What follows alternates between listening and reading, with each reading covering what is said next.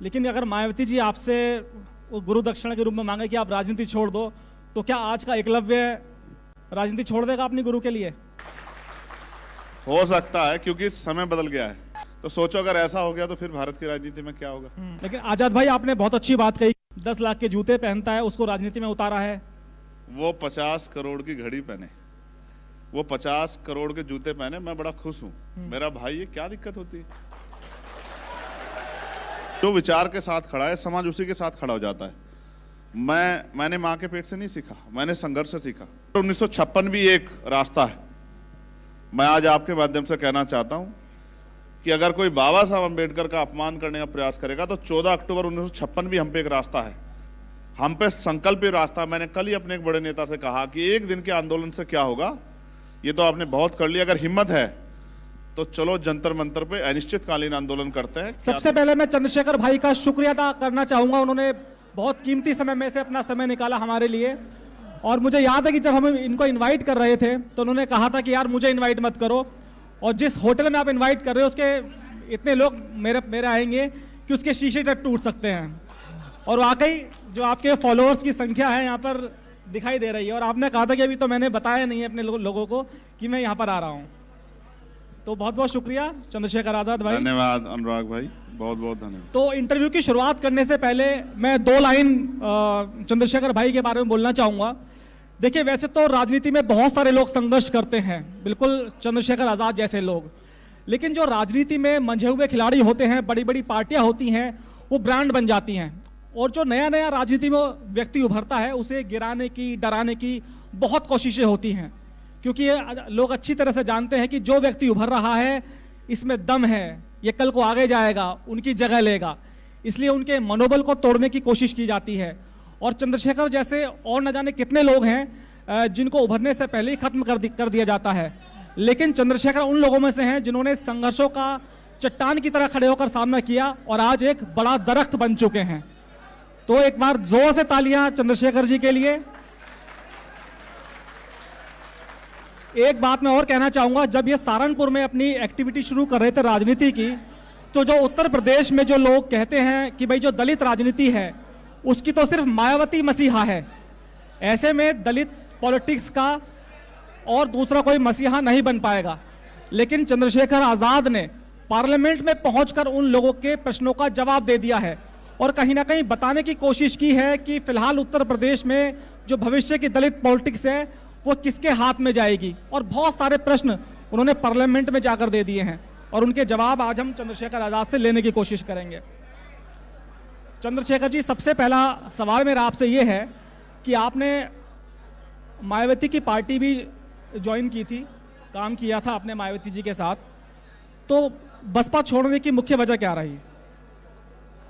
देखिए, मैं गुजारिश करूंगा सभी लोग शांत रहें, आजाद भाई का वक्तव्य सुने।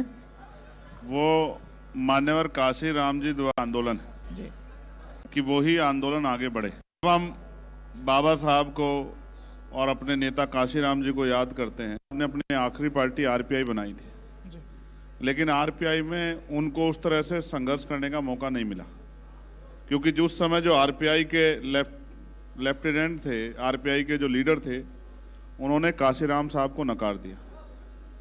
हमने बहुत प्रयास किए, लेकिन अब जो मान्यवर काशीराम साहब के मूवमेंट के हमारे बड़े नेता हैं, उन्होंने कहा कि हम आपके बिना कामयाब हो सकते हैं।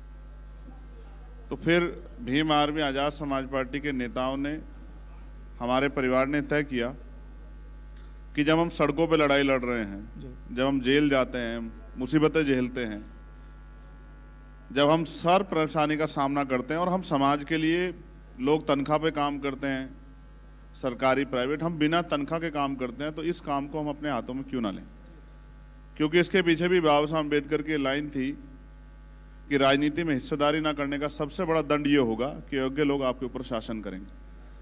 आज प्रदेश और देश को आप देखोगे तो आपको लगेगा कि अगर योग्य लोग शासन कर रहे हैं, उम्मीद है कि ये फूले साहू अम्बेडकर और मान्यवर काशीराम साहब का अधूरा सपना जो है वो आने वाले समय में पूरा करेगा। आपने मायावती जी से भी कुछ रिश्ता जोड़ने की कोशिश की, आपने कहा मेरी वो रिश्तेदार है, लेकिन उन्होंने सार्वजनिक मंचों से कह दिया कि मेरा कोई भतीजा नहीं है, तो क्या मायावती जी को लग गया था कि जो व्यक्ति एक दलित पॉलिटिक्स के रूप में उभर रहा है वो एक दिन दरख्त बन जाएगा, इसलिए उसे दरख्त बनने से पहले ही खत्म कर दो? नहीं, मैं ऐसा नहीं मानता हूँ। वो हमारी बड़ी हैं और हमारी नेता भी हैं, और मैं तो आपके मंच से उनके दीर्घायु होने की कामना करता हूँ। वो स्वस्थ रहें और उनका आशीर्वाद हम पे बना रहे। हम हिस्ट्री जब पढ़ते हैं, अभी पार्लियामेंट में भी चर्चा हुई, एकलव्य के किस्से पे चर्चा हुई। एकलव्य द्रोणाचार्य के पास गए कि मैं आपका शिष्य बनना चाहता हूँ, और द्रोणाचार्य जी ने कहा कि मैं तुम्हें शिष्य नहीं बनाना चाहता। तो एकलव्य ने अपना काम नहीं छोड़ा। एकलव्य ने द्रोणाचार्य जी की मूर्ति बना के उसके सामने ही अपनी तैयारी शुरू कर दी, और एक समय आया कि वो एक ऐसे धनुधर बने जिनका कोई तोड़ नहीं था। तो मैंने भी, उन्होंने भले ही मुझे नकार दिया, लेकिन मैंने हमेशा उनको अपनी बड़ी माना, और मैंने उन्हीं की मूर्ति अपने मन में लगा के, मान्यवर काशीराम साहब की मूर्ति अपने मन में लगा के, और जो काम, आप ये समझिए कि उन्होंने बहुत काम किया, हम नकार नहीं सकते। आज हम आगरा में बैठे हैं। एक समय था कि आगरा में जो एक बड़ी आबादी वो जूते के व्यापार से जुड़ी हुई है, और एक समय था कि बिल्कुल टैक्स फ्री करके आगे बढ़ने का अवसर जो है यहाँ के लोगों को दिया गया, जिससे कि यहाँ के लोगों में हिम्मत पैदा। तो ऐसा नहीं है, उन्होंने बहुत काम किया, नकार नहीं सकते हम, लेकिन अभी बहुत काम बाकी है।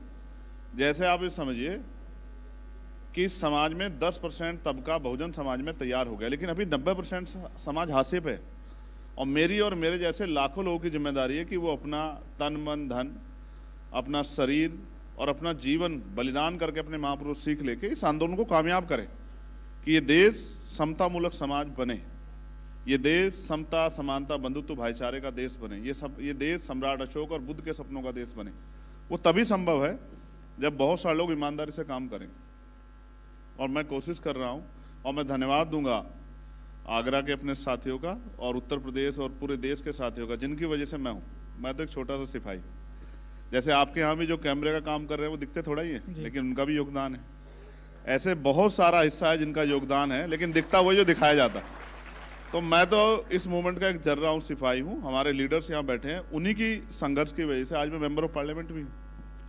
सांसद जी, आपने बात महाभारत की आपने बात की एकलव्य की और गुरु द्रोण की, लेकिन उस वक्त की महाभारत में गुरु द्रोण ने एकलव्य का अंगूठा मांग लिया था।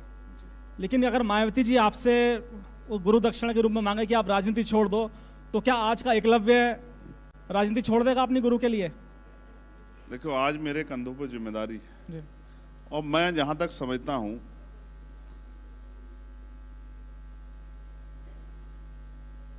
बहन जी समाज का भला चाहती। मुझे नहीं लगता कि वो मेरा अंगूठा मांगेंगे। हो सकता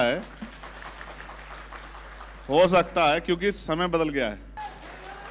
जरूरी नहीं कि हमेशा गुरु शिष्य का अंगूठा ही मांगे। हो सकता है गुरु शिष्य की परीक्षा ही ले रहा हो, तो एक समय आ जाए कि गुरु कहे कि चलो अब तुम आगे बढ़ो, मैं तुम्हारे सर पे अपना हाथ रखता हूं, तो अब आगे बढ़ो। तो सोचो अगर ऐसा हो गया तो फिर भारत की राजनीति में क्या होगा।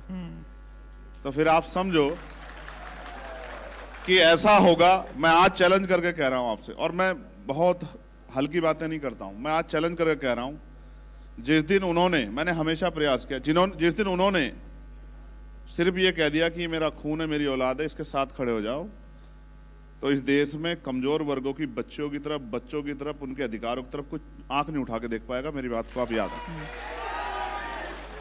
लेकिन आजाद भाई, आपने बहुत अच्छी बात कही, 10 लाख के जूते पहनता है, उसको राजनीति में उतारा है। वो 50 करोड़ की घड़ी पहने, वो 50 करोड़ के जूते पहने, मैं बड़ा खुश हूं। मेरा भाई, ये क्या दिक्कत होती है? क्या वो अकेला है जो घड़ी पहनता है? क्या वो अकेला है जो जूते पहनता है? बाकी लोग क्या बगैर घड़ी के रहते हैं? बाकी लोग क्या बगैर जूतों के रहते हैं? और हमने तो बहुत दिनों तक, मैं तो आगरा में बैठ के कह रहा हूं, हमने तो यहाँ जूते बना बना के अपना पेट पाला है। अगर हम जूते पहनने लगे, मगर सोचो कि अगर हम अपने अधिकारों को छीनने वालों को जूते मारने लगे, तब क्या होगा, आप सोचो। लेकिन आजाद भाई, अगर हम आपकी राजनीतिक गुरु की बात करें, चूंकि आपने कहा कि मैंने अपने मन मंदिर में उनकी तस्वीर बसा रखी है। 2007 में मायावती जी की सरकार पूर्ण बहुमत से बनी। 2012 में अखिलेश जी की सरकार आई, और मायावती जी एक तरह से हाशिए पर चली गई। 2014 का चुनाव जी जहां बसपा शून्य पर रही, उसके बाद 2022 की अगर मैं बात करूं तो मात्र एक एमएलए, अगर मैं गलत नहीं हूं तो वापस चलो 2019 की भी बात कर। 19 की बात मैं इसलिए नहीं करूंगा क्योंकि 19 में एक कॉकटेल गठबंधन था। चलो 17 जी की पार्टी का भी था, इसमें भी कोई दो राय नहीं, मैं इससे सहमत हूँ। 2014 में 0, 22 में 1। हाँ क्या ऐसा सोचा था कि आपने आपके राजनीतिक गुरु की ऐसी हालत होगी कभी? हाँ, मैं इस बात को लेकर चिंता में हूँ, क्योंकि मेरी बीएसपी से कोई लड़ाई नहीं। देखो, मैं आपको एक चीज और बताता हूँ, ये जो आंदोलन है ये कभी किसी परिवार ने नहीं चलाया। इसको चलाने के लिए इसको समझना जरूरी है और इसके साथ उस तरह से जुड़ना जरूरी है। जैसे ये आंदोलन फूले साहब ने चलाया, वो महाराष्ट्र के थे। फिर ये आंदोलन उनके बाद बाबा साहब ने चलाया, वो मध्य प्रदेश के थे। फिर ये आंदोलन उनके बाद बेहतरीन तरीके से मान्यवर काशीराम साहब ने चलाया, वो पंजाब के थे। ना परिवार का रिश्ता है, ना रिश्तेदारी है, ना प्रदेश का है, ना जिले का है। फिर वो आगे बढ़ाया बेंजी ने, वो उत्तर प्रदेश की थी। तो मैं इसलिए आपसे कह रहा हूं कि दुख तो हुआ, क्योंकि एक जो वृक्ष समाज ने सींच के खड़ा किया था, इतना मजबूत वृक्ष। एक समय था कि मान्यवर काशीराम साहब तय करने लगे थे कि बिहार की कुर्सी पे कौन बैठेगा, कर्नाटक की कुर्सी पे कौन बैठेगा, हरियाणा की कुर्सी पे कौन बैठेगा, पंजाब की कुर्सी पे कौन बैठेगा। तो एक ऐसा कद, पहले रानी का बेटा राजा बनता था। बाबा साहब के सिद्धांत को मान के मान्यवर काशीराम साहब ने कहा कि तमन्ना अगर सच्ची हो तो रास्ते हजार होते हैं, तमन्ना अगर झूठी तो बहाने हजार होते हैं। कुछ लोग हमारे यहाँ मौसम वैज्ञानिक है, लेकिन सरकारें गिराई भी और सरकारें बनाई भी, और उन्होंने जो त्याग किया, जैसे पदों को ठोकर मार दी। तो मैं समझता हूं कि तकलीफ तो थी, लेकिन क्या तकलीफ होने पे, बीमारी हो जाने पे या जख्म हो जाने पे क्या सिर्फ रोते रहना उपाय है, या उस जख्म का अच्छा इलाज करना उपाय है? मैं तो ये समझता हूं कोई चीज सदैव नहीं रहती, और ये विचार, इसमें व्यक्ति विशेष नहीं है, विचार विशेष है। जो विचार के साथ खड़ा है, समाज उसी के साथ खड़ा हो जाता है। मैंने माँ के पेट से नहीं सीखा, मैंने संघर्ष से सीखा। मैंने 16-16 महीने जेल काटी, मैंने एक बार में 250-250 लाठियां खाई, मेरी रीढ़ की हड्डी में गैप है, मेरे दांत तोड़ दिए गए, मैं चल नहीं पाता सही तरह से, मैं कुछ भी, बहुत सारी चीजें हैं जिनको मैं जिक्र नहीं करना चाहता, लेकिन ये भी एक कड़वा सच है कि मैंने गोली भी खाई है। आपकी गोली की बात से याद है जगदेव जी का एक नारा है, गोली और जेल को लेकर और राज को लेकर, उधर आप सुनाइए। तो मैंने गोली खाई, और गोली खा के फिर समाज को लगा कि ये आदमी जिसने अपना सब कुछ हमारे लिए निछावर कर दिया, इसकी जान पे बनाइए। अब हमने इसकी बहुत परीक्षा ले ली, अब हमें इसका साथ देना है। जब उन्होंने साथ दिया तो बड़ी बड़ी राष्ट्रीय पार्टी, उनके गठबंधनों को छोड़ के हम लोग मेंबर ऑफ पार्लियामेंट बन गए नगीना से। तो रही बात बाबू जगदेव प्रसाद की, तो उन्होंने कहा कि पहली पीढ़ी गोली खाएगी, दूसरी पीढ़ी जेल जाएगी, और तीसरी पीढ़ी राज करेगी। अब यहाँ तो जेल भी चले गए इसी पीढ़ी में, और गोली भी खा ली। अब ये सोचते हैं कि और संघर्ष करें, और पिछले जो दिनों में दिल्ली में घटा है उसके बाद तो आप भरोसा करो, जिस दिन से गृह मंत्री जी ने वो बयान दिया है, जैसे बहुत कुछ छिन गया। मन आता है कि सड़कों पे उतर के सरकार को बताएं कि हम जवाब दे सकते हैं। साथियों से भी चर्चा करते हैं, फिर सोचते हैं अभी कुछ पार्टी आंदोलन कर रही है, उनको कर लेने दो, क्योंकि अब हम पे विकल्प है। हम इस बार, एक हरियाणा में एक कहावत है, मैंने हरियाणा चुनाव लड़ा, वो कहते हैं रड़ काट देंगे।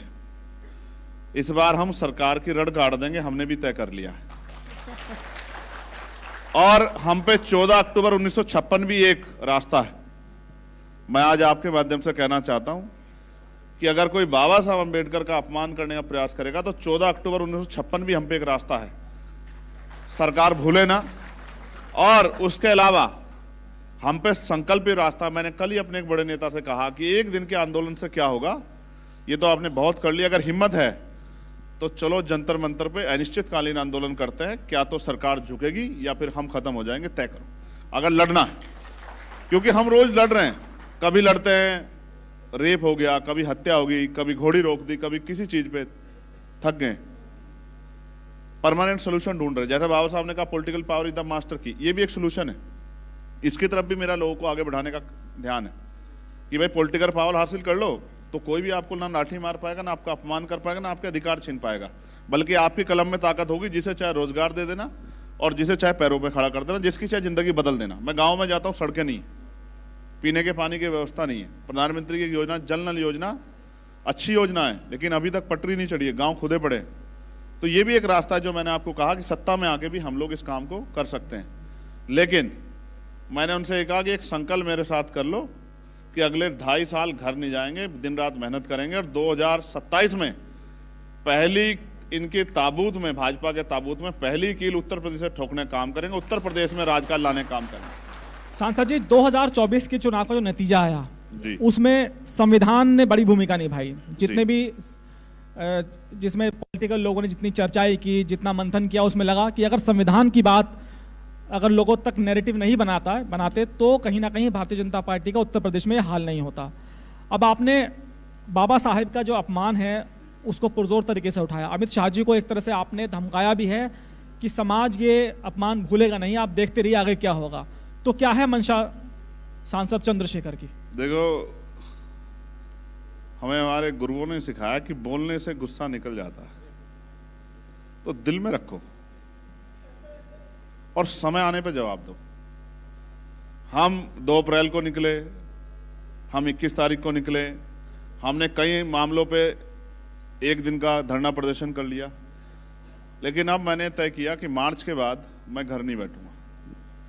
उत्तर प्रदेश की कोई गली, कोई मोहल्ला, कोई तहसील, कोई कस्बा, कोई शहर हम लोग नहीं छोड़ेंगे जहां जाके हम लोगों से नहीं कहेंगे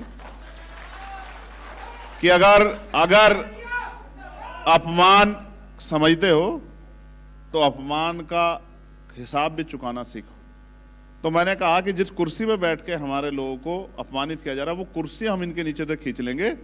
और फिर जैसे काशीराम साहब ने कहा था कि मैं करोड़पति को रोडपति भी बना सकता हूं, तो मैं आपसे कहता हूं कि जिन्होंने ये किया है उनसे वो कुर्सियां हम लोग छीन लेंगे जिन कुर्सियों पर बैठ के वो इतने अहंकार में है। समझो मेरी बात को, मैं भूलने नहीं दूंगा। हमारे लोग भूल जाते हैं, ये भावनात्मक लोग हैं, ये भूल जाते हैं, इनको भूलने नहीं देना है। जिस दिन इन्होंने भूलना बंद कर दिया ना, मैं आपको लिख के देता हूं, इन पे जुल्म होना बंद हो जाएगा। हमारे एक बड़े नेता 90 साल के मुझे मिले अभी बीकानपुर में, एक घटना हुई थी उसमें, तो उन्होंने मुझसे कहा कि याद रखो जिस दिन आप करो मरो पे उतर आए उस दिन आपकी हत्या होनी बंद हो जाएगी। और मैंने उस बात को बहुत सोचा जाके, मैं वकील हूं, हर चीज को तर्क की कसौटी पे ले जाता हूं, तो मैंने सोचा उन्होंने क्यों कहा।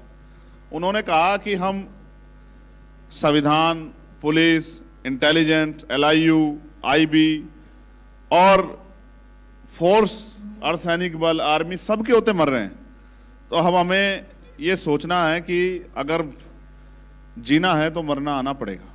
और जिस दिन मैं फिर कहता हूं अपने लोगों को, एक बार जीने की ठान लो और जीना भी वो सम्मान का। चंद्रशेखर जी, मैं केवल इसीलिए कह रहा था कि जो हमारे लोगों की मेमोरी होती है बहुत शॉर्ट टर्म मेमोरी होती है। जैसे कोरोना आया, कोरोना में लाखों लोगों की जान गई, उसके बाद लगा कि जब भी चुनाव होगा बीजेपी बहुत बुरी तरह से चुनाव हारेगी। दूसरा मैं नैरेटिव आप बताना चाहूंगा राम मंदिर के बारे में। जब राम मंदिर बना यहाँ पर, उसका उद्घाटन प्रधानमंत्री जी ने किया, तो एक लहर चल गई कि भाई अब तो बीजेपी ने राम मंदिर का नैरेटिव सेट कर दिया है और यहाँ पर बीजेपी सुनामी ला देगी राजनीति में, लेकिन ऐसा हुआ नहीं। तो लोगों के बीच में जो मुद्दा है ये लंबे समय तक कैसे जिंदा रखेंगे, क्योंकि मुद्दे आते हैं चले जाते हैं। देखिए, उसी के लिए माननीय काशीराम साहब ने कैडर तैयार किया और मुझे खुशी है कि आज उत्तर प्रदेश में हम पे इतना अच्छा नेतृत्व है कि वो इस कैडर के काम को मिशन 78 के जरिए तेजी से आगे बढ़ा रहा है। फिर आपने जब कहा कि कोरोना काल वो इतना तकलीफदेह था, और अभी झांसी की घटना आपने देखी, इस बार भी कितने लोगों की जान गई, अभी जयपुर में एक घटना घटी। फिर कह रहा हूं, भारत में लोगों की जान की कीमत कम है। और मुझे इस पे ये भी ऐतराज है कि मीडिया उस तरह से घटनाओं पे चर्चा नहीं कराती, जवाब नहीं मांगती, क्योंकि मीडिया को देख के ही परसेप्शन बनता है। मीडिया चाहे तो बड़े से बड़े आंदोलन को छोटा दिखा दे और मीडिया चाहे तो एक छोटे से आंदोलन को बहुत बड़ा विरोध दिखा दे। तो मीडिया का भी कहीं ना कहीं दोष रहा, कोरोना काल हो या राम मंदिर का जो निर्माण कार्य हुआ। मगर जनता के जो मुद्दे हैं वो भी आज लोगों को समझना पड़ेगा। ये 21वीं सदी है, लोगों के पास सोशल मीडिया है, लोगों के पास फोन है, लोगों के पास तंत्र, लोग देखते हैं कि भाई ये सरकार जो कर रही है ये वास्तविकता में अच्छा काम कर रही है, ये सिर्फ दिखावा कर रही है। और आज जनता सरकार की सच्चाई से वाकिफ हो गई। हम 2 सीटों पे लड़े 2024 में, एक नगीना, दूसरी डुमरियागंज। डुमरियागंज में हम एक दिन पहले हमने तय किया कि हमारी लीडरशिप ने कि चुनाव लड़ना है, और आपके जान के खुशी होगी 81,000 से ज्यादा वोट हमें पड़े। बड़ी तीसरी राष्ट्रीय पार्टी को 30-32 हजार वोट पड़े। और ये सोचे कि अगर हमने पहले से वहां तैयारी की होती, जबकि लोग मन बना चुके थे, तो परिणाम वही होता जो नगीना में था। लोग अब समझदार हो गए और लोग देख रहे हैं कि कौन उनके लिए लड़ रहा है। होमगार्ड का मामला हो, पुलिस का मामला हो रिफॉर्म का, या आशा आंगनबाड़ी का मामला हो, चाहे ग्राम चौकीदार का मामला हो, भोजन माता का मामला हो, कोई ऐसा व्यक्ति नहीं जिसकी आवाज हमने पार्लियामेंट में नहीं उठाई। सबके लिए हम लोग पार्लियामेंट में हमने आवाज उठाई। मंत्री जाके मिले, उनसे कहा, आग्रह किया कि साहब आप सरकार में हो तो करो ना। आपके अभी सरकार के मंत्री आए थे, उनसे भी मैं 3 दिन पहले मिला।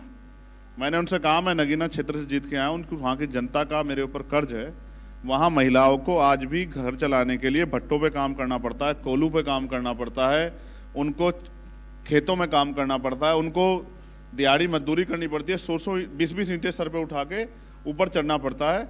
आप वहां एमएसएमई के जरिए रोजगार की व्यवस्था कराओ। उन्होंने हालांकि मुझसे कहा कि आप आओ मेरे साथ बैठो, हम लोग चर्चा करेंगे किस तरह वहाँ की महिलाओं को रोजगार मिले, वहाँ के नौजवानों को रोजगार मिले। इसके लिए मैं जो हमारे मिनिस्टर हैं MOS, उनके पास गया, उनसे मैंने कहा कि वहाँ के नौजवान को रोजगार कैसे मिले। तो इसके लिए मैंने कहा आपकी जो योजना है सरकार की, उसको धरातल पर ले जाने की जरूरत। मैं कोशिश कर रहा हूँ। राजनीति का मतलब ये नहीं कि सिर्फ विरोध करना है। हमारी कोशिश है कि किसी भी तरह से लोगों के काम आ सके, उनको आंसू पूछ सकें, उनके जिंदगी में खुशहाली ला सकें। और जिस तरह से हमने वन नेशन और वन एजुकेशन की बात हमने पार्लियामेंट में उठाई, 1 नेशन 1 हेल्थ सिस्टम की बात हमने पार्लियामेंट में उठाई, अभी तक शायद नहीं उठा पाया कोई इस तरह से।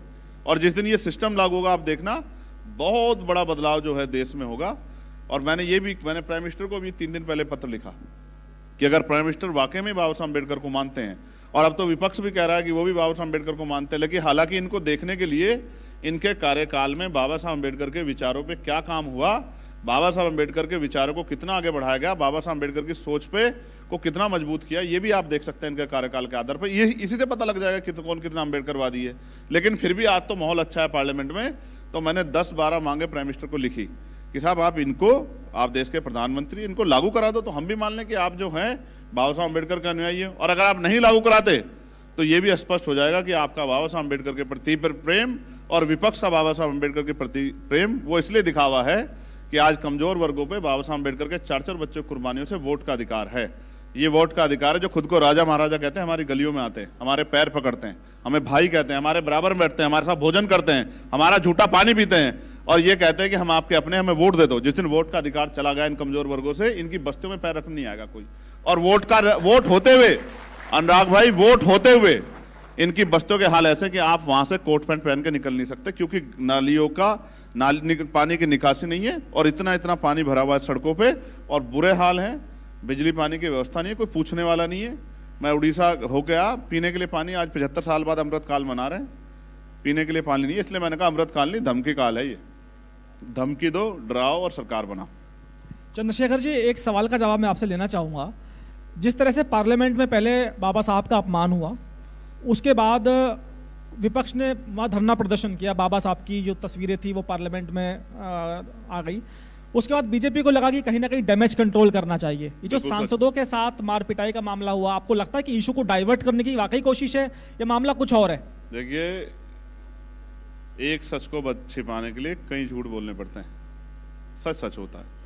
तो कई तरह के प्रयास किए गए, हालांकि विपक्ष के साथी उनके जाल में फंस गए, इसलिए पूरा मामला डाइवर्ट करने की कोशिश की। लेकिन मैं आपको ये भी बता दूं कि वो जो विपक्ष वहां विरोध कर रहा है, ये विरोध उनका नहीं है।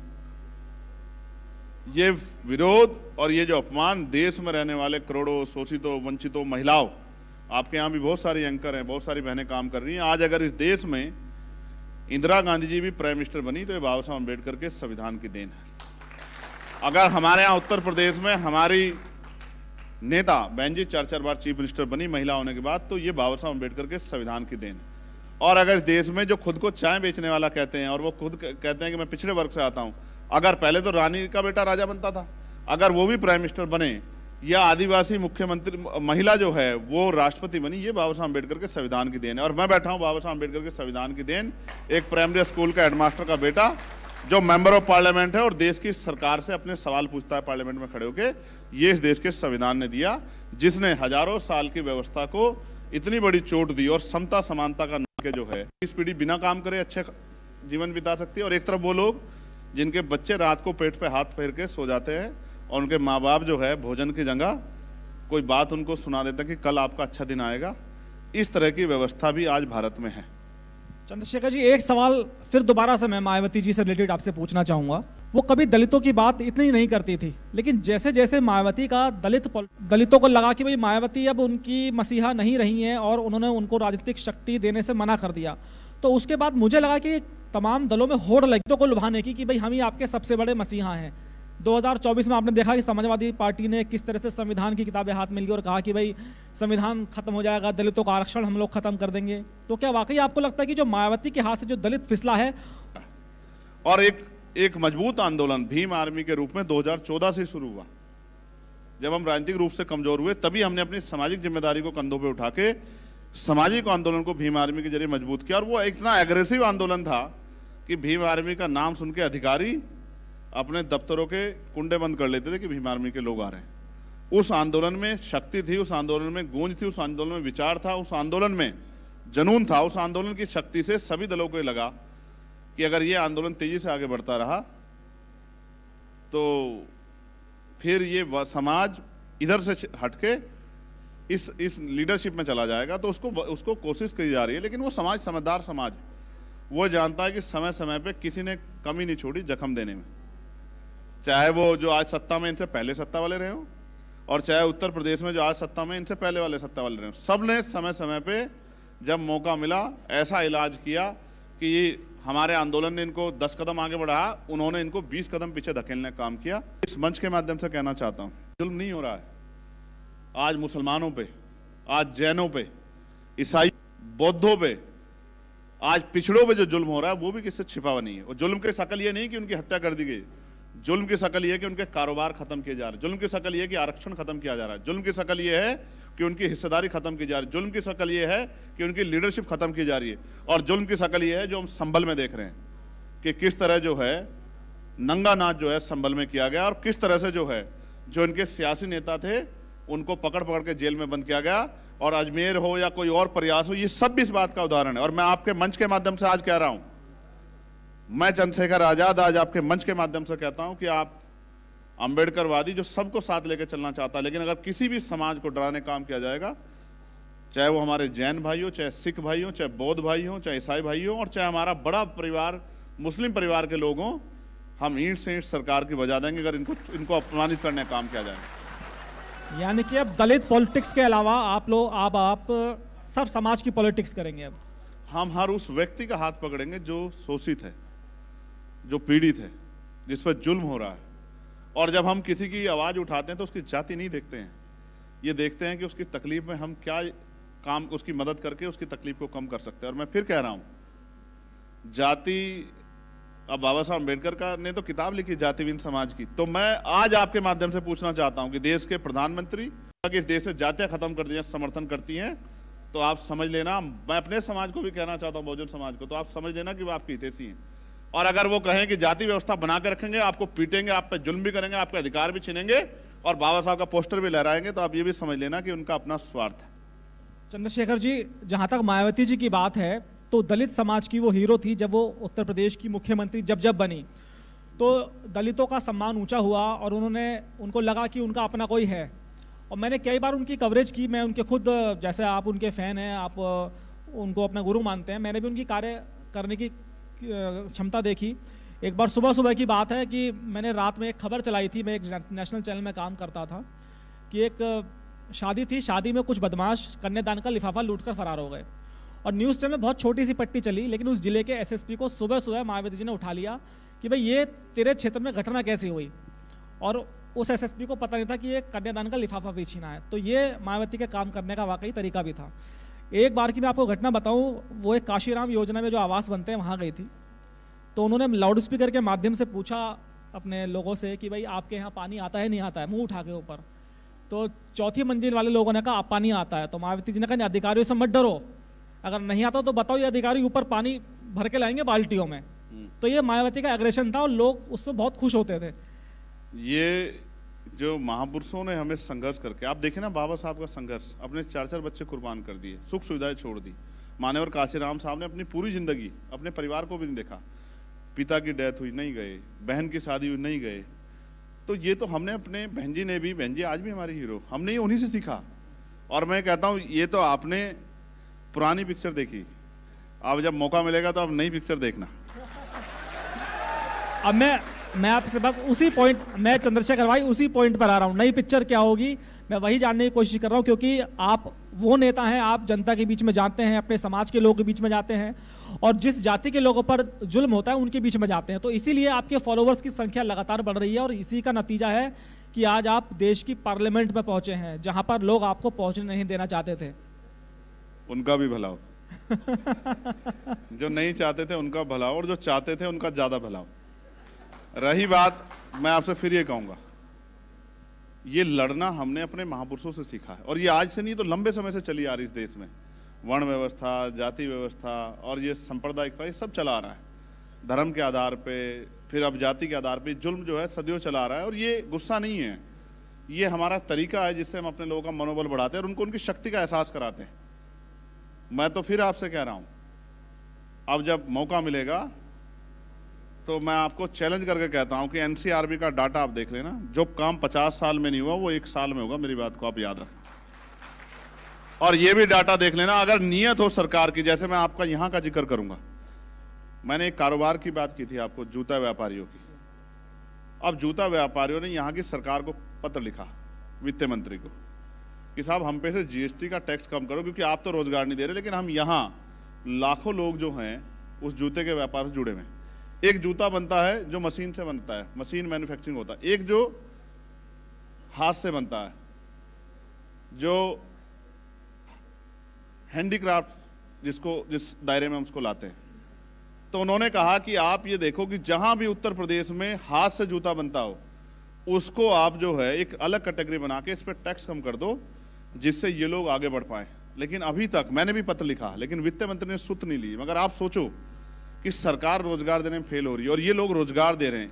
मशीन से जूता बनेगा तो 1 घंटे में 50 जोड़ी जूते बन जाएंगे, 100 जोड़ी, लेकिन हाथ से बनेगा तो 1 दिन लगेगा। लेकिन जब सरकार रोजगार नहीं देखती, रोजगार के दूसरे अवसर है, तो इनका टैक्स क्यों नहीं कम करती सरकार? और मैं इनसे भी कह रहा हूं, सरकार कम करे ना करें, जब हमें मौका मिलेगा तो टैक्स नहीं कम करेंगे, सब्सिडी भी देंगे आप लोगों को, आप चिंता मत करो। चंद्रशेखर जी, एक सवाल मेरा फिर मायावती से जुड़ा है।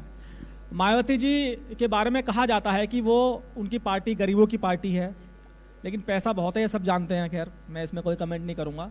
लेकिन जो टिकट देने की प्रथा है, जब तो कोई व्यक्ति चंदा नहीं देता तब तक पार्टी में टिकट नहीं मिलता, चाहे पार्टी के कितने पुराने नेता हों और जो या चुनाव जीतने की दक्षता रखते हों, उनको भी टिकट नहीं मिलता। शायद यही कारण है कि आज बसपा अपने हाशिए पर है। और एक सवाल इसमें मेरा ये भी है कि चंद्रशेखर आज़ाद की पार्टी भी अभी गरीब पार्टी है, क्या वो भी चंदा लेकर टिकट देंगे या वाकई दक्ष लोगों को टिकट देंगे? देखो, मैं शायद आप जवाब नहीं दे पाओगे अनुराग भाई। आप मुझे ये बता दो कि बीएसपी के पास कितना फंड है, अगर आपको एग्जैक्ट जानकारी, और फिर ये भी बता दो कि कांग्रेस, समाजवादी, टीएमसी और भाजपा के पास कितना फंड है, ये भी बता दो। और ये भी बता दो इलेक्ट्रल बॉन्ड से चंदा किसको मिला, ये भी बता दो पूरे देश को। आज आपके चैनल के माध्यम से पता लग जाए कि चंदा देके धंधा लोगों का काम इस देश में कौन कर रहा है। और आप सारे सवाल उनमें पूछ रहे, वो सरकार में नहीं, ना वो विपक्ष है ना सरकार में। आप मुझसे सरकार में पूछते तो मैं बताता किस तरह इस देश को दोनों हाथ से लूटा जा रहा है। डबल इंजन की सरकार नीचे से भी लूट रही है और ऊपर से भी लूट रही है, और जनता की जेब खाली हो रही है। रही बात टिकटों की, तो हमारे यहाँ जो पॉलिसी है वो पॉलिसी किसी पार्टी पे नहीं है, चाहे 100 साल पुरानी हो चाहे 70 साल पुरानी हो। हम लोकशाही में हैं और हमारी स्टेट की टीम तय करती है कि किसको लड़ाना है, और वो जिले से आती है बात, और वो जिसको तय करते हैं, मैं उनसे ही कह देता हूं जो स्टेट के प्रभारी, अक्सर वो कहते हैं कि आपको साइन करने चाहिए, मैं कह देता हूं कि आप ही करो, मेरा काम तो एक कार्यकर्ता का है। हमारी पार्टी विचारधारा के आधार पर है। और रही बात, मैं उनको भी प्रोटेक्ट नहीं कर रहा, उनके ऊपर आरोप लगे, इनका जवाब उनको देना है। लेकिन ये सच है कि पैसे की राजनीति से गरीबों के अंदर जो नेतृत्व था, जो संघर्ष का नेतृत्व था, वो नेतृत्व आना बंद हो गया है। और इसमें सिर्फ पैसा नहीं, इसमें परिवार भी योगदान में आता है। आज कोई लीडरशिप उठा के देख लो किसी पार्टी की, सब कहते हैं कि हम परिवारवाद के खिलाफ हैं, लेकिन सबके यहाँ बराबर है। लेकिन ये भी एक कड़वा सच है कि हम इन दोनों चीजों से दूर होके, और मैं आज इस मंच से आपसे कहता हूं, कोई नहीं कह पाएगा, ऑन रिकॉर्ड कह रहे हैं, हमारे लीडर सुन रहे हैं, मैं आज आपको इस मंच से कहता हूं कि मेरे परिवार में जो आने वाली पीढ़ी है वो इस पार्टी में अगर काम भी करना चाहेगी तो वर्कर बन के काम करेगी, लीडर बन के कभी नहीं काम करेगी। और मैं कोशिश करूंगा कि वो किसी और प्रोफेशन में जिसमें उनका दिल हो उसमें जाके काम करें, क्योंकि अगर मेरे बाद कोई आंदोलन को चला पाएगा तो वो चला पाएगा जिसने मेरी तरह जुल्म सहा होगा या जिसमें लड़ने की शक्ति होगी। मेरे परिवार का बच्चा जो है, जो सुख सुविधा में पलेगा, क्योंकि मुझे तनख्वाह मिलती है, वो नहीं लड़ पाएगा, क्योंकि लड़ने के लिए फिर फौलाद का जिगरा चाहिए होता है। गोली खाना कोई आसान काम नहीं, गोली की आवाज से लोग भाग जाते हैं। मैंने बहुत कुछ देखा है जिंदगी में। मैंने एक बार में 250 लाठियां खाई है, और जब रीढ़ की हड्डी चटकती है ना तो पसीना कहां से आता है आप शायद ना जानते हो, मुझे पता है। चंद्रशेखर जी, आपने कहा कि आप परिवारवाद के खिलाफ है, और बहुत अच्छा लगा कि आपने खुले मंच से कह दिया कि जब आप राजनीति में और ज्यादा सफल हो जाएंगे तो आपके परिवार से कोई नहीं आएगा, बल्कि वो लोग आएंगे जो आपके संघर्ष के साथी हैं, जिनमें वाकई ऑन रिकॉर्ड कह रहा हूं, ऑन रिकॉर्ड कह रहे हैं, ये बात आपकी अच्छी ये आपके पास रहेगी। हाँ, अभी होता क्या है ना, कोई कह देता तो बाद में वो एक क्लिप चिपकाते हैं। लेकिन मेरा सवाल यहाँ पर आपसे ये है कि 2027 का चुनाव आप अकेले लड़ेंगे या समझौता करेंगे, किसी से कोई गठबंधन होगा? देखो, जनता से उत्तर प्रदेश के बहुजन समाज से गठबंधन करना है, और बाकी अगर चुनावी अलायंस कोई होगा तो वो स्टेट की लीडरशिप तय कर देगी। जो वो तय कर देगी, हम तो उनके सामान्य कार्यकर्ता वही मानेंगे उनकी बात को, क्योंकि लोकशाही आप कहते हैं, लोकशाही लोकतंत्र है हमारे यहाँ। अगर उनको लगेगा गठबंधन करना तो करेंगे, और नहीं लगेगा तो नहीं करेंगे, बस लड़ेंगे मजबूती से। लेकिन आपकी विचारधारा परिवारवाद के खिलाफ है, और जो उत्तर प्रदेश में समाजवादी पार्टी हो या कांग्रेस की बात करें, उनमें परिवारवाद है, तो अपनी विचारधारा के साथ समझौता करेंगे आप? मैं आपको फिर बता दूं, पॉलिटिकल अलायंस परमानेंट नहीं होते हैं। इस पे आपको मैं बाबा साहब अम्बेडकर के बहुत सारे कोट दे सकता हूं। उन्होंने कहा अगर 51% सहमति हो तो हम राजनीतिक समझौते कर सकते हैं। वो ये भी नकारते हैं कि रोटी बेटी का रिश्ता करो, वो भी कहते हैं साथ खाना भी ना खाओ, लेकिन अपनी समस्याओं से लड़ने के लिए और जो नुकसान हो रहा है प्रदेश को, देश को, उसको, उस नुकसान को रोकने के लिए, प्रदेश की जनता और देश की जनता की खुशहाली के लिए अगर 51% सहमति हो तो मिलजुल के काम कर लेना चाहिए। हम अपनी पार्टी में उनके विचार नहीं ला रहे हैं, उनके विचार उनके साथ है और हमारे विचार उनके साथ है, अपने साथ हैं, और हम अपने विचारों के साथ ही आगे बढ़ेंगे। ये बात भी मैं आपको स्पष्ट करना चाहता हूँ। उत्तर प्रदेश के मुख्यमंत्री योगी आदित्यनाथ का एक नारा था कि बटेंगे तो कटेंगे, बहुत फेमस हो रहा है, सोशल मीडिया पर वायरल हो रहा है, कह रहे हैं कि जी हरियाणा में सरकार इस नारे ने बनवा दी, महाराष्ट्र में सरकार बनवा दी। आप क्या कहना चाहेंगे इस नारे के बारे में? नहीं, मुझे किसी के नारों पे कुछ नहीं कहना, मगर इस नारे से हमारे लोगों को सीख लेनी चाहिए कि बहुजन समाज जब तक 6743 जातियों में बटा रहेगा तभी तक कटता रहेगा, तभी तक लुटता रहेगा, तभी तक पिटता रहेगा। और जिस दिन एकजुट हो गया, बहुजन समाज बन गया, उस दिन ना लुटेगा, ना कटेगा, ना पिटेगा, और आत्मसम्मान का जीवन, स्वाभिमान का जीवन जिएगा, मुख्य धारा में आएगा, और वो सुख सुविधा प्राप्त करेगा जो सुख सुविधा इस देश के उद्योगपति और जो ताकतवर लोग हैं वो लोग ले रहे हैं। यानी कि इस नारे का इस्तेमाल आपने अपने पर्सनल फायदे के लिए कर ही लिया? मेरा पर्सनल फायदा तो यही है कि ये मूवमेंट आंदोलन आगे बढ़े। मेरा पर्सनल भी ये है, मेरा परिवार भी ये है, और मेरा सब कुछ यही है कि बहुजन समाज अपने पैरों पे खड़ा हो जाए। संबल के मुद्दे पर आप क्या कहना चाहेंगे? आप भी वहां पर जाना चाहते थे, आपको नहीं जाने दिया गया। संबल में सरकार के सारे पे नंगा नाच हुआ, और संबल में जिस तरह से लोगों को पीटा गया, लोगों पे गोलियां चलाई गई, ये लोकतंत्र की हत्या थी, और अपने अपराध छिपाने के लिए वहां लोगों को जाने से रोका गया। सब सरकार की देखरेख में, कोई छिपावा नहीं है। जब हम ताकत में आएंगे इसकी जांच कराएंगे, और जांच दोषी अधिकारियों पे सख्त कार्रवाई करेंगे कि दोबारा कोई ऐसा अधिकारी ऐसे काम ना करे। आपने जेल में जाकर आजम खान से मुलाकात की थी, उस मुलाकात के बाद बहुत सारे लोग अलग अलग राजनीतिक पिक्चर बनाने लगे। उस राजनीतिक पिक्चर का क्या खुलासा आप करेंगे कि फ्यूचर में क्या होने जा रहा है? क्या किसी परेशान व्यक्ति की मदद करना राजनीतिक काम है? नहीं, बिल्कुल काम नहीं है राजनीतिक काम, लेकिन राजनीति में कहा जाता है कि राजनीति में कोई भी काम, कोई भी स्टेप बिना काम के नहीं होता, उद्देश्य होता है। मैं ये बताता हूं आपको, इस्लाम का एक कोट है कि अगर आप किसी की मदद करते हैं और उसके पीछे आपका स्वार्थ है, उसमें आप कोई मदद चाहते हैं, तो मदद जो है वो जो आप मदद कर रहे हैं वो बेकार साबित हो जाती है, वो मदद नहीं रहती, वो स्वार्थ हो जाता है। तो मैं ये कह रहा हूं कि हम कोई भी काम करते हैं, आज चुनाव नहीं था, देखिए मैं 21 तारीख में गया, 20 में वोट पड़ गए थे, तो मैं ये भी नहीं कहा कि चुनावी फायदा हो जाए, लेकिन मैं अपने किसी साथी का हाथ नहीं छोड़ता। जिसको मेरी जब जरूरत होती है मैं उसके साथ खड़ा था, और जिसके साथ मैं खड़ा हूं, और जिसके साथ नहीं हूं, जिसके साथ उसके साथ हूं। इस बात से कोई फर्क नहीं पड़ता कि वो जेल में है या घर में है या महल में, से कोई फर्क नहीं पड़ता। सरकारी जो क्षेत्र हैं उनमें दलितों को जो आरक्षण मिला है उस पर भी लगातार बहस चल रही है ऐसे में आपने एक नया विवाद छेड़ दिया है। प्रधानमंत्री जी को शायद आपने पत्र लिखा है कि जो प्राइवेट क्षेत्र है उसमें भी रिजर्वेशन होना चाहिए। क्या आपको लगता है कि प्राइवेट क्षेत्र इसके लिए तैयार होगा? प्राइवेट क्षेत्र कौन होता तैयार नहीं होना, तो सरकार की ताकत है। जब सरकार लेटरल एंट्री कर सकती है, जब सरकार निजीकरण कर सकती है, तो निजी क्षेत्र कैसे बने आप ये समझिए ना। उनको जैसे एक कंपनी लगती है तो उसको 1000 बीघे जमीन 1 रुपए की लीज पे दी जाती है 100 साल के लिए। वही जमीन अगर किसान को दी जाएगी तो हजारों रुपए लिए जाएंगे, लाखों रुपए लिए जाएंगे। फिर उनका कितना टैक्स छोड़ा जाता है, टैक्स फ्री किया जाता है, फिर उनको तमाम तरह की सुविधा दी जाती है, फिर उनको जो है लोन दिया जाता है। वो सब जनता का पैसा हो। जब जनता का पैसा आप किसी सेक्टर में लगा रहे हो तो जनता के तो सेक्टर हुआ, और जनता के सेक्टर में अगर आप 85% कमजोर वर्गों को मुख्य धारा में लाने काम कर रहे हैं, उनको हिस्सेदार देने काम कर रहे हैं, तो फिर इसमें क्या बुराई है?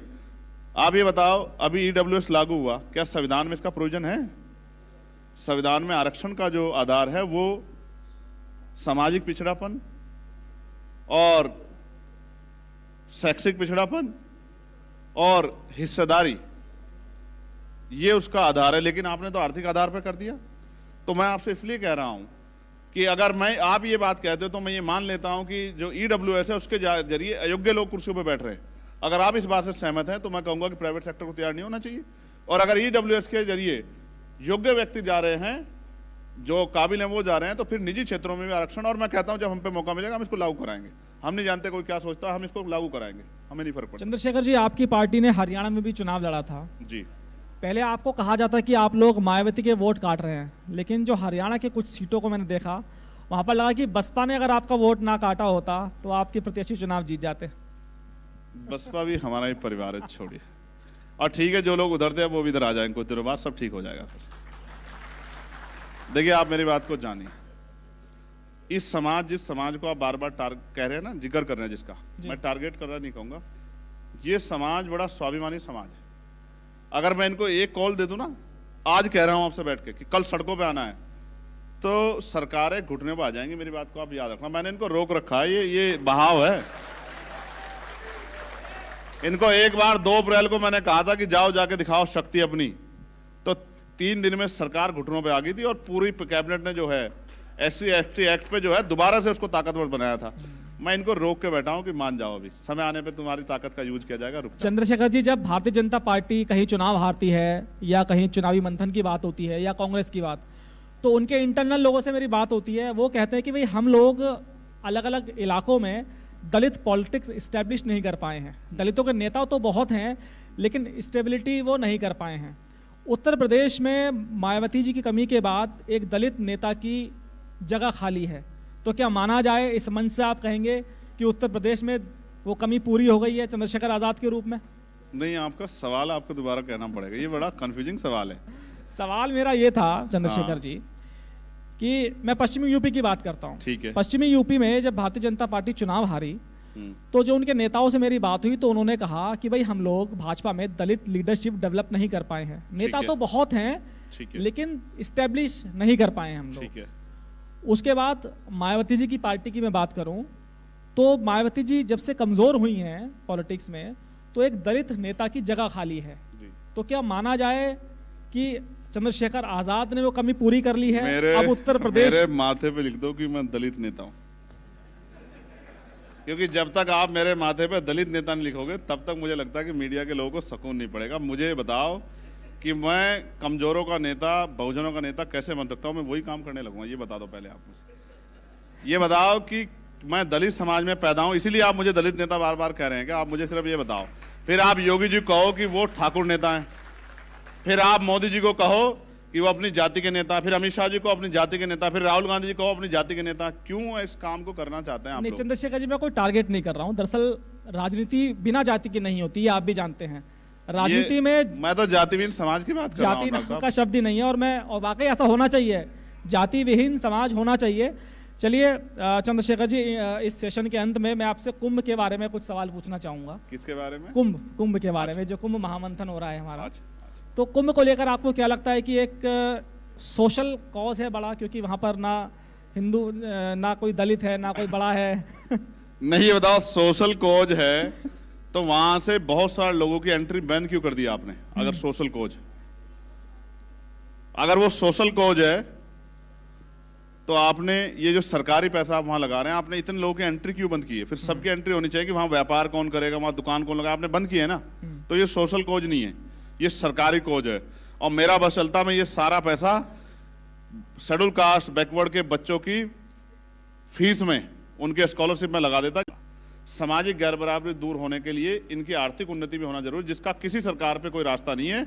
हम लोगों पे इसका आर्थिक उन्नति का रास्ता है, और हम लोग आर्थिक उन्नति करेंगे, इनको मुख्य धारा में लेके आएंगे, और तब आप देखना समाज में बदलाव होगा। तब वो होगा जो बाबा साहब अम्बेडकर चाहते थे, वो नहीं नारा लगाने से नहीं बनेगी बात।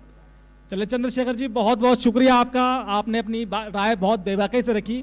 और आपकी बातों को सुनकर मुझे लगा, पहले तो आप मायावती जी के बारे में काफ़ी बोलते थे, लेकिन मुझे लगता है कि इन दिनों रिश्ते बहुत अच्छे हुए हैं, और 2027 में मुझे लगता है कुछ वाकई बड़ा होने वाला है। बहुत बहुत शुक्रिया चंद्रशेखर भाई। धन्यवाद, धन्यवाद, धन्यवाद, धन्यवाद, बहुत बहुत धन्यवाद।